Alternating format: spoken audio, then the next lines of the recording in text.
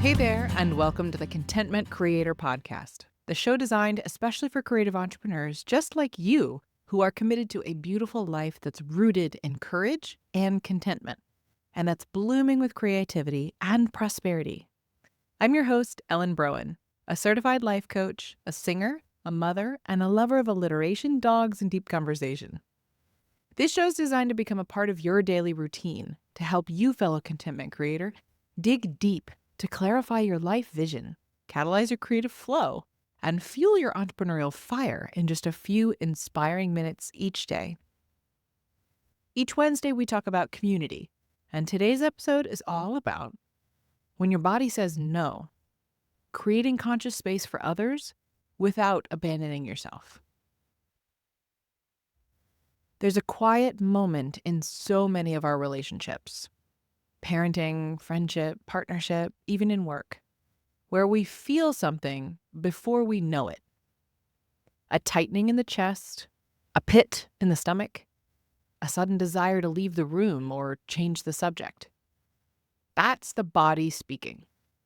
And most of us, we're never taught how to listen to it. We're praised for being good listeners, deep feelers, empathetic supporters, but not often for the skill of self-attunement in connection. We don't get medals for honoring the whisper of, "This doesn't feel good," especially when it conflicts with who we think we should be in a moment of care. But our bodies are wise, and sometimes our body says no, long before we can articulate why.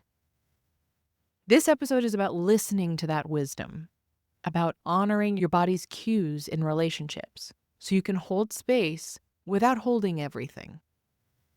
Because conscious connection doesn't mean merging.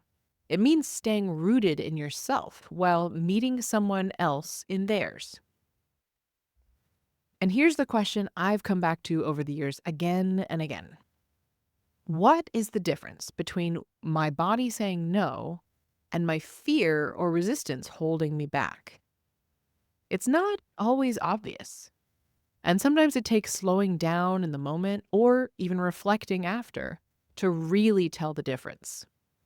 But here's what I've learned. When it's fear or resistance, it often feels like a pull away from growth, a shrinking or shutting down, a tightness paired with mental stories like, "I'm not ready," "I'll mess this up," or "this is just too much for me." It's protective, but not necessarily true.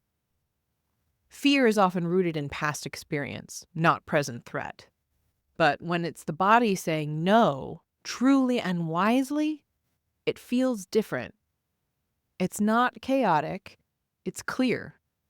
It often comes with a sense of steadiness, even if it's quiet. It might sound like, "This isn't mine to hold. I'm not available for this right now. This is out of alignment." It feels like a boundary, not a panic.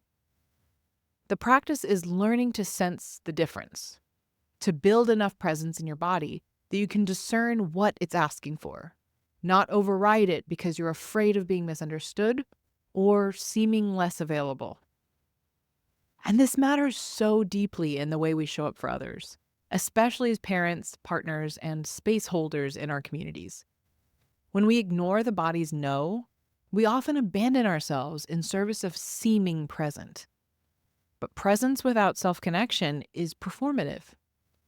And kids, partners, friends, they feel that difference, even if they can't name it. So here's a practice I've been returning to. When I feel a moment of activation, discomfort, or emotional overwhelm with someone else, I ask myself internally, can I stay connected to myself and this person at the same time? If I can't, I take a step back. That might mean pausing the conversation, naming what I need, or simply breathing and tuning into my body before I respond. That's not withdrawal, that's self-honoring. That's how we practice staying with ourselves inside of relationship, not abandoning our own emotional body to be more accessible to someone else's. So today, I'll leave you with this. Your body knows before your brain catches up. It knows when a space is misaligned, when your capacity is stretched, when something in the interaction is asking too much of you. It also knows when you're expanding, when something's uncomfortable but stretching you toward growth, not pulling you away from yourself. The key is to stay close enough to your body to know the difference. So ask yourself, where do I override my internal no for the sake of being perceived as kind, helpful, or strong? What signals does my body give me when something is emotionally misaligned? And how can I stay more present with those signals instead of performing through them?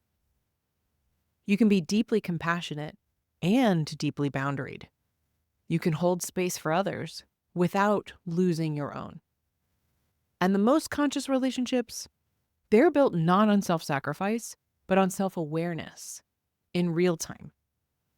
So let your body tell you the truth. It already knows. Thank you for being here with me today. Join me here tomorrow if you're curious about letting your body lead, relearning consistency through the nervous system. If you enjoyed today's episode, please share the love by sending it to someone you know it would support and by leaving reviews and comments. It would truly mean the world to me to hear from you and to support those you care about.